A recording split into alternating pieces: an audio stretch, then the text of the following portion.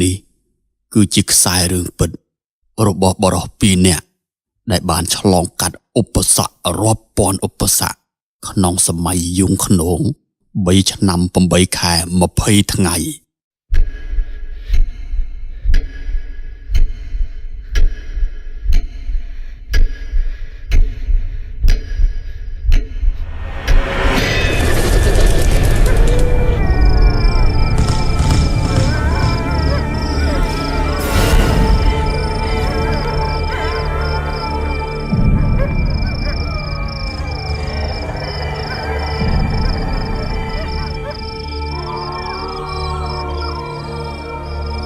កាមឡងឆ្នាំ1975ខ្ញុំបានស្គាល់បរិសុទ្ធម្នាក់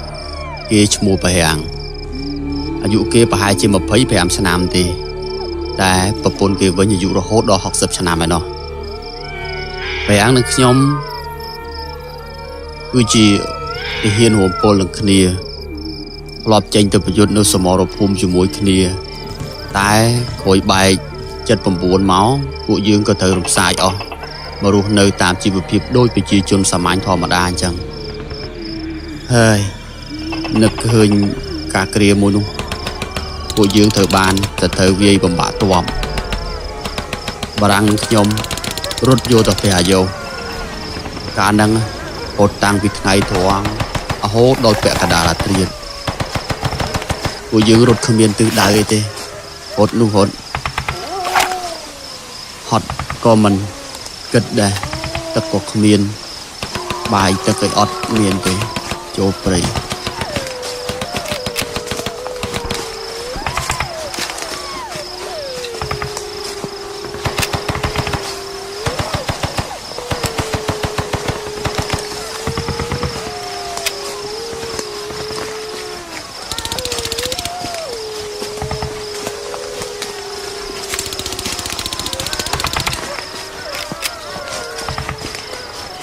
ដោយស្ដាប់ដឹងថាលេងលឺសំឡេងគ្រាប់ហើយ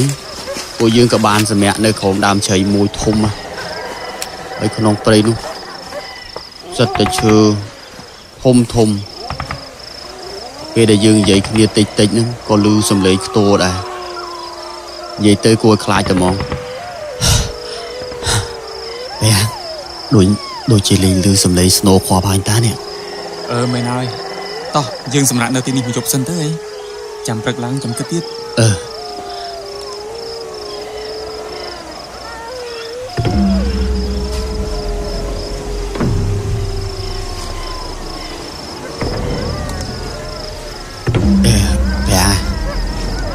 ដើមជ្រៃនេះធំណាស់មិនតិចជាង5អោបទេធំមែនទេណាអូយកុំទៅវិភាគអីច្រើនពេកយ៉ាតោះសម្រាប់យកកម្លាំងសិនទៅថ្ងៃស្អែកនេះបន្តទៅមុខទៀត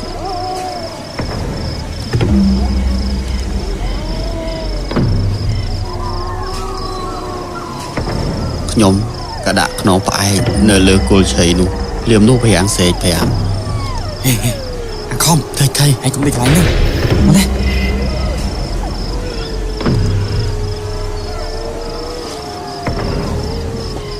ខ្ញុំឆ្ងល់តែក៏មិនចង់ដឹងហេតុផលអីច្រើនដែរក៏ដើរតាមប្រហាំងទៅដេកនៅជិតដើមសកែ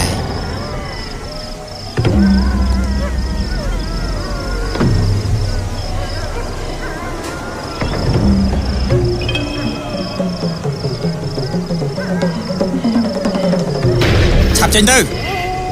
កុំមកចិត្តពួកយើងគ្មានធ្វើអីពួកនឹងឯងទេពេលហ្នឹងខ្ញុំក៏ស្ទុះទៅទាញកាភ្លើងស្មានតែមានមនុស្សបែងមានមនុស្សមែនទេហ៎អត់អីឯងដេកទៅក្នុងចិត្តខ្ញុំពេលនោះខ្លាចពពួកអសូរកាយតែតាំងចិត្តថ្មិចភ្នែក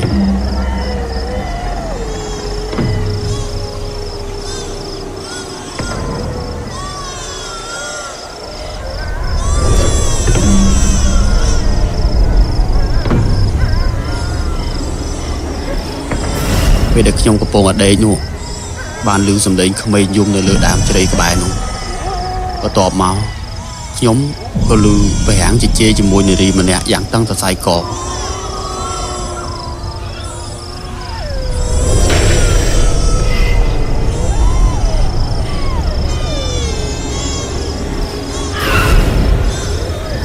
ចេញពីកន្លែងយើងភ្លាម ណែនាងអីក៏ចិត្តតែខកម៉ែអ្នកណាដឹងថាទីនេះជាកន្លែងរបស់នាង ចុះពួកឯងមកពីណាហេតុអីបានជាមកដល់កន្លែងយើងឆាប់ចេញភ្លាម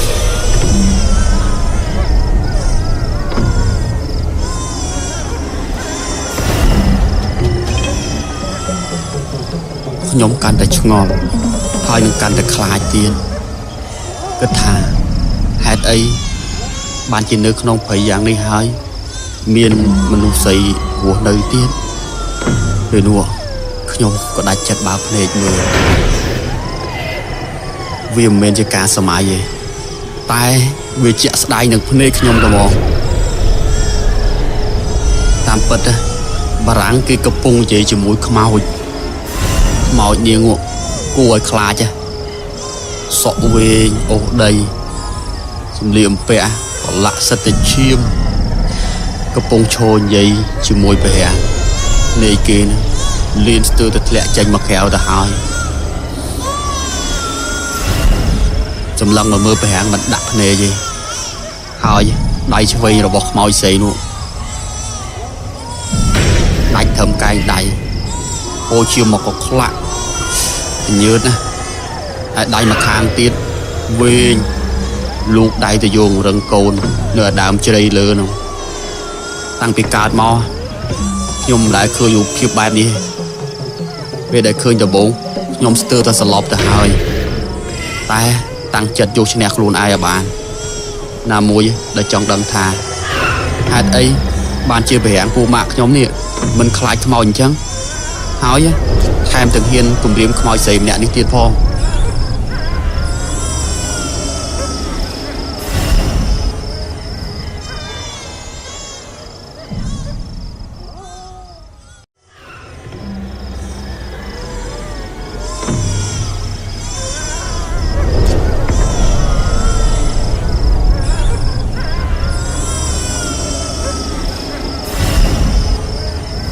ណែនាងគ្រាន់តែសុំកន្លែងសម្រាប់មកយប់សោះបានណាប្រយ័ត្នណាប្រយ័ត្នយើងលេងថកក្តៅ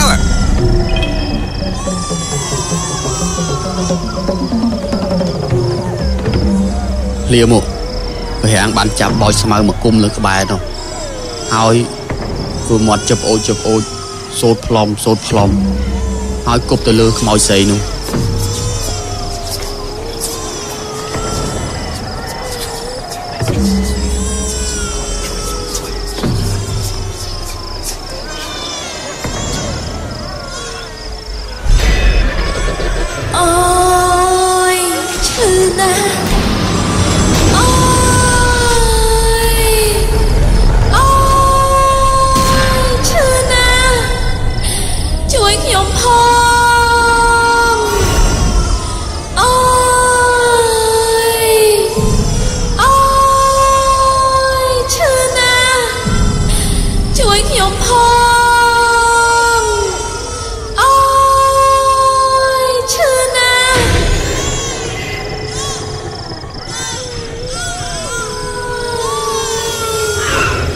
ដោយវេទមន្តព្រះរាមខ្មោចស្រីនោះសេឈឺចុកចាប់លាន់ពេញភ័យតួខ្ទាខ្ញុំស្ទើរទ្រាំបានទៅហើយ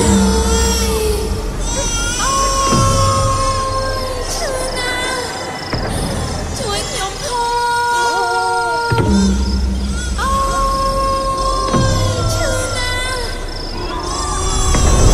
ឲ្យខ្ញុំសុំទោសខ្ញុំមិនចង់ធ្វើបាបទេតែនាងទេតែបង្ខំយើងស្មានតែយើងកំឡុងមូលចង់មកសាកនៅកន្លែងនាងវិញទៅយើងសម្រាប់ហើយ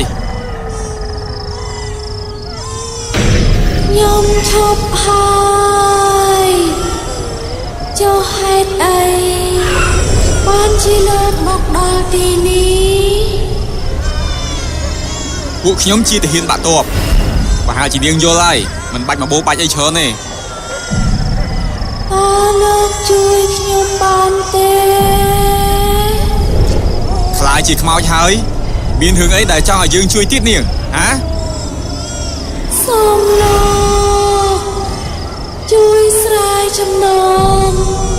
សាកសពខ្ញុំផង ចុះសាក់សពនាងនៅណា គឺនៅក្នុងជ្រោះជួបគោជ្រៃនោះខ្ញុំនិងកូនខ្ញុំមិនចង់ធ្វើជាខ្មោចវល់វល់ក្នុងដើមជ្រៃនេះទៀតទេសូមជួយខ្ញុំផង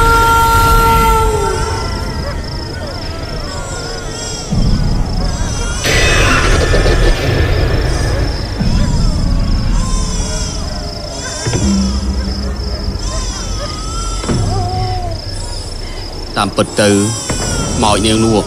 បានស្លាប់ដោយសារពួកពលពតសម្លាប់ទាំងម្ដាយទាំងកូនហើយសម្លាប់យ៉ាងសាហាវទៀតផងខ្មោចនោះបានរៀបបបប្រាប់ព្រះអង្គថាពួកពលពតហ្នឹងគឺបានចាប់កូននាងដែលឆ្លងទន្លេបាន5ថ្ងៃបោកទៅនឹងគល់ជ្រៃឲ្យយកកបិតកាត់ដៃខាងឆ្វេងរបស់នាងទើបអាកនឹងធៀងថ្នោតហើយចងខ្មោចនាងនិងខ្មោចកូននាងជាប់គ្នាទម្លាក់ចូលឈួរក្បែរដើមជ្រៃនេះ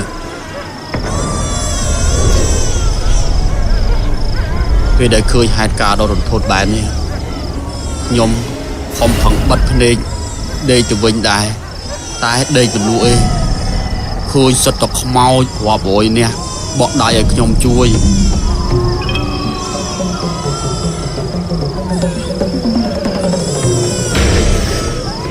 ហើយបាក់នឹងនិយាយ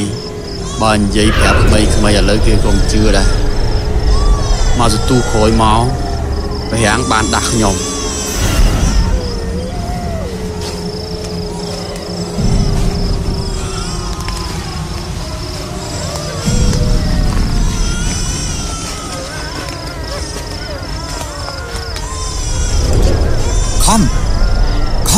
ខំហ៎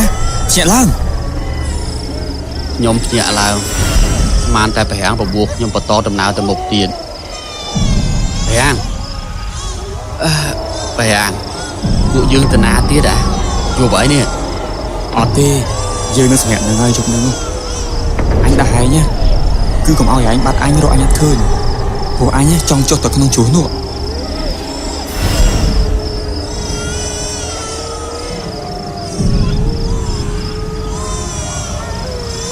ខ្ញុំដឹងច្បាស់ថាព្រះអង្គប្រកាសជាចោទទៅរកសពខ្មោចស្រីនោះហើយ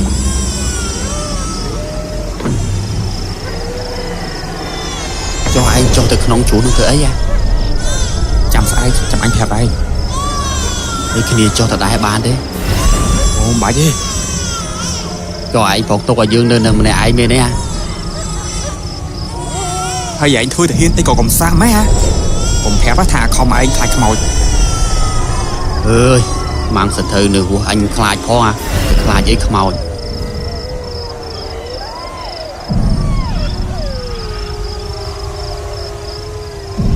ខ្ញុំនិយាយបែបនេះ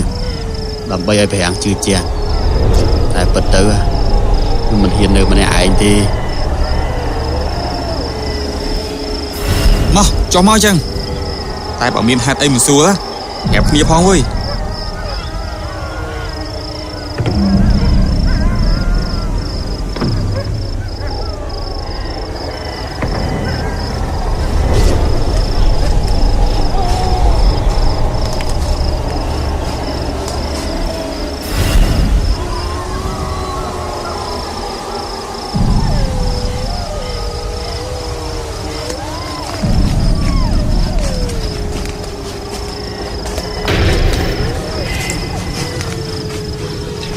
យប់នោះប្រច័នពេញវងល្អ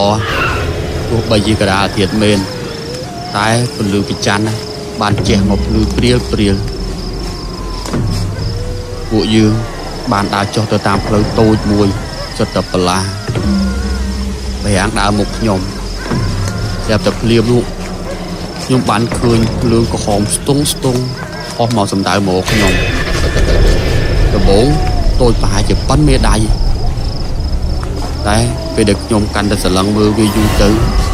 វាធំឡើងស្ទើរតែប៉ុនកជើទៅហើយដោយទប់ទ្រាំបានខ្ញុំបានសេកប្រាប់ព្រះអង្គឲ្យជួយមើលព្រះអង្គឯងមាន មានឃើញភ្លើងអីទេឃើញទេ anh khơi con ấy kia đâu tại anh mình bà ấy đi của anh đừng thả không ấy nó khai khăm ôi ចុះអានោះជាភ្លើងអីទៅវិញ cứ phường pria hãy công sầm lăng mờ mà hãy mơ vía vì được hòm vào gái ngay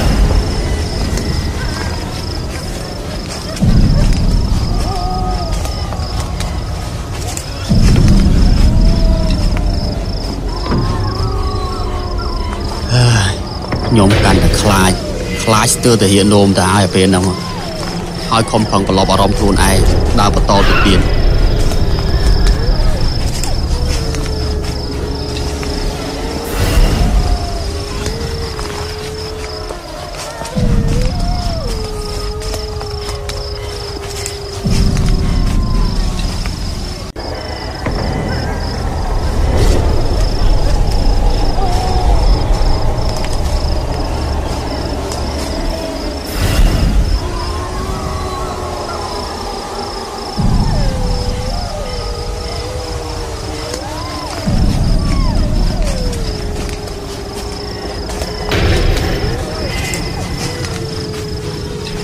យប់នោះប្រច័នពេញវងល្អទោះបីជាកដាលទៀតមែនតែពន្លឺប្រច័នបានជះមកភ្លឺព្រាលពួកយើងបានដើរចុះទៅតាមផ្លូវតូចមួយសុទ្ធតែបលាព្រះអង្គដើរមុខខ្ញុំស្រាប់តែភ្លាមនោះខ្ញុំបានឃើញភ្លើងក្រហមស្ទង់អស់មកសម្ដៅមកខ្ញុំដំបូងតូចប្រហែលជាប៉ុនមេដៃតែពេលដែលខ្ញុំកាន់តែស្រឡឹងមើលវាយូរទៅវាធំឡើងស្ទើរតែប៉ុនកញ្ជើទៅហើយដោយទប់ទ្រាំបានខ្ញុំបានសេកប្រាប់ឲ្យជួយមើលយ៉ាងឯងមានឃើញភ្លើងអីទេឃើញទេ anh khơi con ấy kia đâu tại anh mình bà ấy đi của anh đừng thả không ấy nó khai khăm ôi ចុះអានោះជាភ្លើងអីទៅវិញ cứ phường pria hãy công sầm lăng mờ mà hãy mơ vía vì được hòm vào gái ngay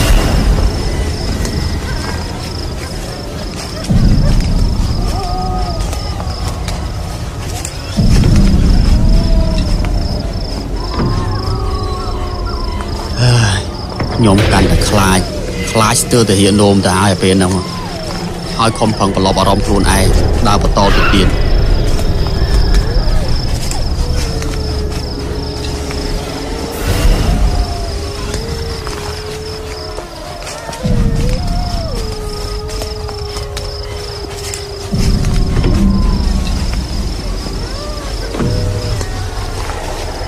ដើរចុះបានតែប្រហែល5នាទីខ្ញុំក៏បានឮសំឡេងក៏ហឹមគួរឲ្យខ្លាចមែនទេខ្ញុំចាប់ផ្ដើមឮសពតពេញខ្លួនតាំងពីចុងជើងរហូតដល់ចុងសក់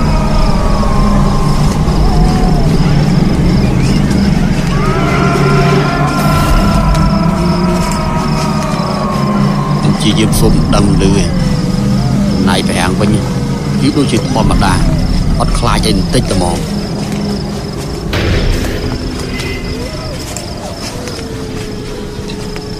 ព្រះអញដូចជាមានអារម្មណ៍ថាក្នុងព្រៃនេះមានអីចម្លែកយ៉ាងម៉េចដឹងទេកុំយកអារម្មណ៍សម័យរបស់ឯងដាក់ក្នុងខ្លួនអីហើយតាំងចិត្តថាគ្មានអីទាំងអស់មានអញនៅទីនេះហើយគ្មានពពួកអសុរកាយណាហ៊ានប្រឡងពួកយើងទេតាមផ្លូវចុះទៅជួរនោះមានព្រៃអមសងខាងរះខ្មឹកហ្មងខ្ញុំដើរទៅមុខជាមួយព្រះរាំងមិនហ៊ានងាកមើលឆ្វេងស្ដាំទេព្រោះនេះជាបណ្ដាំរបស់ព្រះរាំងតែសួយអីពេលដែលលឺសំឡេងឆ្មាយយំខ្ញុំភ្លេចខ្លួនមកភ្លេតងាកទៅឆ្វេងដៃចាប់ទៅឃើញមនុស្សប្រឡាក់សត្វតិឈាមខ្លះដាច់ដៃខ្លះដាច់ជើងអ្វីដែលគួររន្ធត់ជាងនេះទៅទៀតគឺខ្មោចដាច់ក្បាលឃើញត្រឹមតែកកឯងមិនដឹងក្បាលទៅណាខ្ញុំក៏លេចមើលទៅក្រោមគឺអាខ្មោចនោះវាកាន់ក្បាលវាយួរតេកតោក ពួកខ្មោចទាំងនោះមិនធំតែធ្វើឲ្យខ្ញុំខ្លាចទេវាថែមទាំងបកដៃឲ្យខ្ញុំទៀត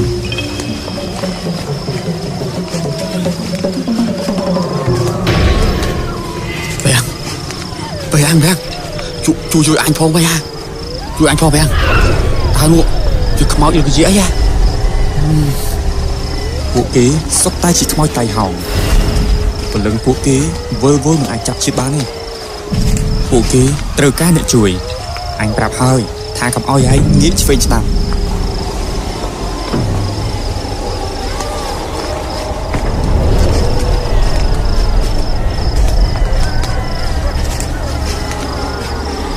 កាលពីមុនសម័យពលពតខ្ញុំធ្លាប់បានទៅមើលកូនខ្មោចជាមួយមិត្តភ័ក្តិខ្ញុំនៅទីក្រុងភ្នំពេញដែលបានរៀនមួយគ្នាជានិស្សិត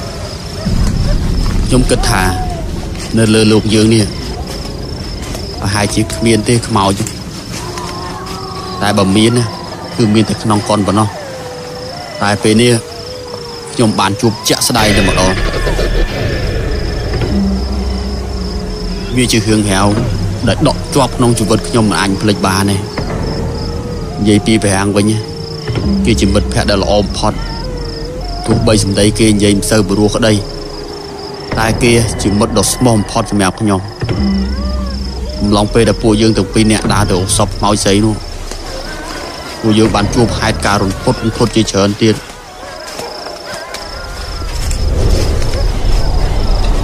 ពេលទៅដល់មាត់ជួរនោះឃើញសាកសពរាប់ពាន់រាប់រយនាក់ដែលពួកពលពតបានសម្លាប់ទម្លាក់ចូលទៅក្នុងជួរនោះសូម្បីតែក្មេងតូចក៏វាសម្លាប់ដែរសម័យនោះគឺវាពិតជាសាហាវមែនសាហាវរកអីដាក់គ្មានទេខ្មោចខ្លះងាប់ទាំងដាច់ដៃអោបកូនជាប់ទៅនឹងដៃហើយខ្លះទៀតត្រូវបានវាអាកសម្លាប់ហើយនិយាយទៅពិបាកនឹងបរិយាយខ្ញុំដើរតាមក្រោយបេហាំងទាំងអារម្មណ៍តក់ស្លុត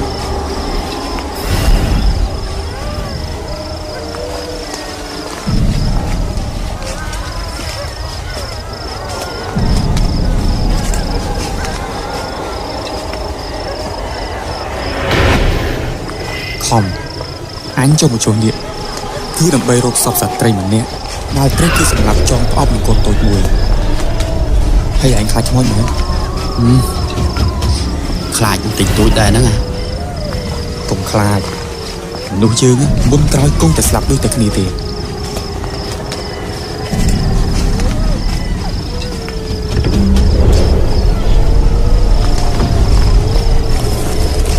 បែងបានដើរឆ្ងាយពីខ្ញុំបន្តិចដើម្បីរកមើលសាកសពខ្មោចស្រីនោះហើយខ្ញុំខំតាំងចិត្តសំឡងរកមើលសាកសពនោះដែរ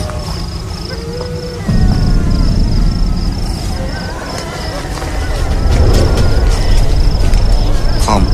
បើឯងឃើញខ្មោចស្ត្រីម្នាក់នោះប្រាប់អញផងណាអត់អីចាំអញប្រាប់ជួយដើររកគ្នាអញ្ចឹង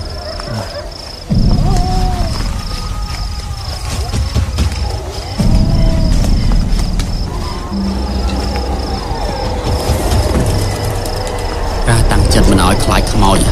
វាពិតជាពិបាកជាងការតាំងចិត្តប្រយុទ្ធនឹងសត្រូវក្នុងសមរភូមិទៅទៀតនៃរបស់ខ្ញុំបានឃើញទស្សនភាពមិនខុសពីឋានរូបឯពេលនោះខ្ញុំលួចងាកមើលទៅបេហាំងឃើញគេចាប់ទាញដៃសពស្ត្រីម្នាក់ដែលពាក់អាវខ្មៅហើយវាស្ដាយមែនទែនពេលដែលចាប់ទាញមកនោះគឺរបូតដៃចេញពីខ្លួនពុទ្ធសាសសពស្ត្រីម្នាក់នោះបានរលួយទៅកើចុះទៅហើយអូយស្អុយមកខ្មោចហូបច្រើនមែនអូមិនឃើញយ៉ាងមិនទៅហើយខំហើយមានឃើញសាកសពណាគួរឲ្យសង្ស័យទេអត់តាន់ឃើញទេអញតាន់ឃើញទេបុយ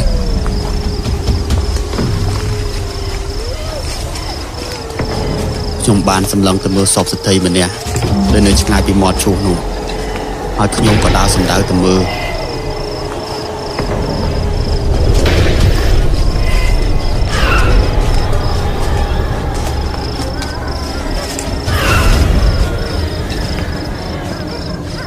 សំឡេងល្វើយ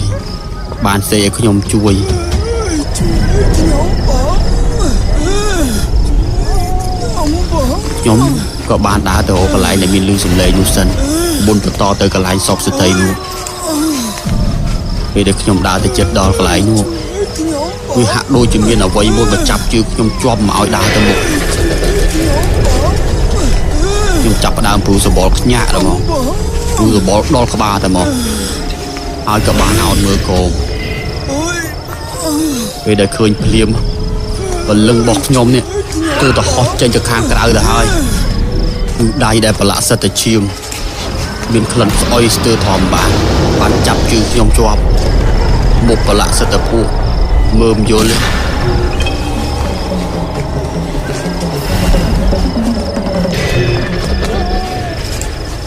ពេលនោះបារាំងក៏បានដើរមកមើលខ្ញុំប៉ុន្តែដើរមិនទាន់មកដល់ផងពួកយើងក៏ឮសំឡេងជជែកគ្នានៅខាងលើឆ្លើយមកតើពួកឯងមានគម្រោងការក្បត់មែនទេហ៎អត់ទេមិត្តខ្ញុំមិនដឹងអីទេមិត្តប្អូនខ្ញុំមិនដឹងអីមែនខ្ញុំមិនដឹងទេគុំសម្រាប់ពួកយើងមិត្តអើយពួកខ្ញុំមិនដឹងអីទេ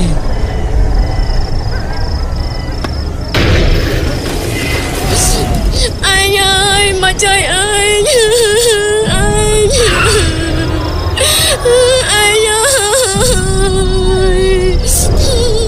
អើយមកជួយអើយ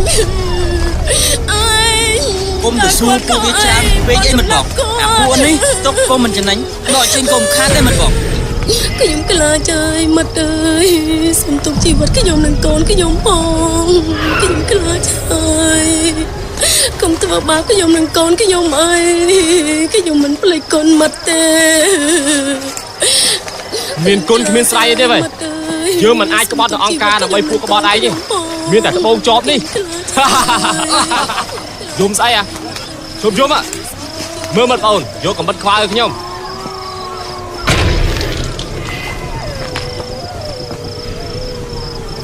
ពួកវាខូខើវានាំមកគួសារតែម្ដងសម្លាប់ចូលទៅក្នុងជួរនោះមកតែនោះបានធ្លាក់នៅក្បែរខ្ញុំឈាមស្រស់សាច់ស្រស់ងាប់យ៉ាងណយធំដីត្រូវបានពួកវានឹងត្បូងចោលអើយអាប្រពន្ធហើយនឹងកូនវិញត្រូវពួកអាយងខ្នងអស់នោះវាយកកបិតខ្វៅកាប់បដាច់កចោលតែហ្មង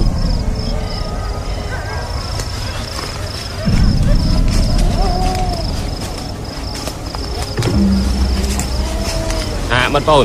ចុះនេះក៏ភ្លើងណាគេប្រហែលជាមានមនុស្សនៅចិត្តនេះហើយមិត្តបងអាណាគេជាម្ចាស់កំភ្លើងនេះចាប់ចេញមក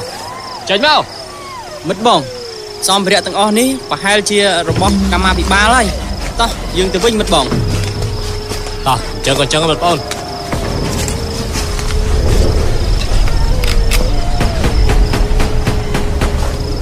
ហើយ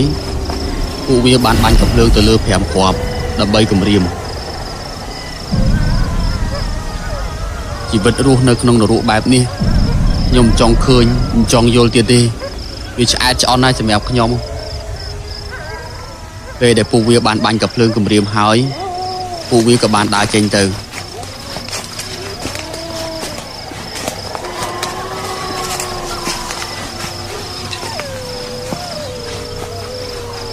រួចមកព្រះហាងបានបកដៃឲ្យខ្ញុំព្រះហាងឯងហៅឃើញខ្មោចស្រីនោះហើយមែនទេណា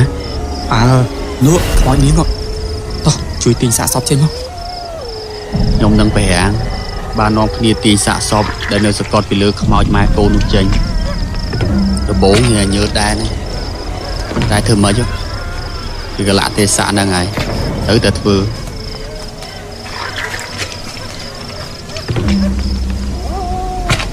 ខ្ញុំបានទាញសាកសពបរិសុទ្ធចំណាស់ម្នាក់តែត្រូវគេវះឆ្អឹងខ្នងបាត់ទៅហើយខំឯងហ្នឹងខ្មោចដែលឯងកំពុងតែទាញហ្នឹងត្រូវពួកអត់ខួរអស់ហ្នឹងវាវាយកខ្លាំប្រមាត់អស់ហើយចុះវាយកប្រមាត់ឲ្យខ្លាំធ្វើអីវាយកទៅស៊ី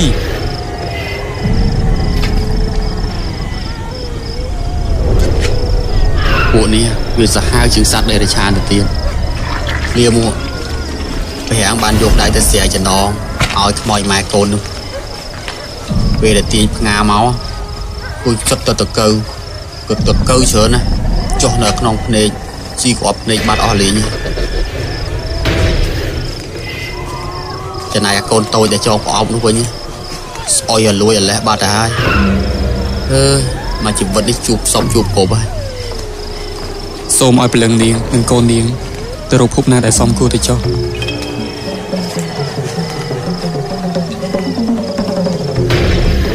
ពួកយើងបានបន្តដំណើរទៅមុខទៀតទាំងជប់ពួកអីมันអាចសម្រាប់កន្លែងដដែលបានទេខ្លាចពួកអាឆ្លូបនឹងវាដឹង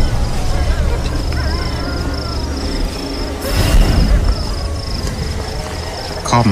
បើជីវិតយើងថ្លៃប្រហែលជាអាចគេចផុតពីឧបសគ្គជាច្រើនបានទៀតហើយហើយនឹងឯងថាហេតុអីបានជាយើងសុខចិត្តមកចុះក្នុងជួរជួយស្រាយចំណងខ្មោចម៉ែកូនទាំងនោះទាំងយប់បែបនេះ អញដឹងហើយនេះជាមនុស្សចូលចិត្តជួយគេជួយនោះជួយសូម្បីតែខ្មោចក៏ឯងជួយដែរ ពួកអញជឿលើកម្មផល តែអញជឿទេឯងធ្វើបន់សង្អីហេតុអីពេលនេះរត់កាត់ភ័យឆ្លងជ្រោះពោះសឹងតែអស់ជីវិតទៅហើយតែគ្មានបន់ណាមកជួយឯងផងឯងភ្លេចហើយមិញហ្នឹងបើសិនបើពួកយើងមិនបានចុះរកខ្មោចម៉ែកូនហ្នឹងពួកយើងប្រហែលជាត្រូវពួកអាយងក្នុងអស់ហ្នឹងបាញ់សម្លាប់បាត់ទៅហើយ កាន់តែដើរទៅមុខលើកាន់តែឆ្ងាយទៅហើយខ្ញុំក៏ចេះតែហេវណាមួយស្រីទឹកទៀតក្នុងជ្រោះនោះឆ្ងាយណាស់ដើមផុតទេណាមួយស្រីទឹកហ្នឹងចង់ផឹកទឹកក៏អត់ទឹកផឹកទឹកជ្រោះមែនតែវាបានខ្លាយជាឈាមបាត់ហើយមិនត្រឹមតែប៉ុណ្ណោះមានកំឡុងស្អុយស្ទើរទ្រាំបានពេលនោះដល់អត់ទឹកហើយសុកចិត្តបិទជាមកផឹកទឹកលាយឈាមលាយខ្ទុះនឹងត្មងទៅ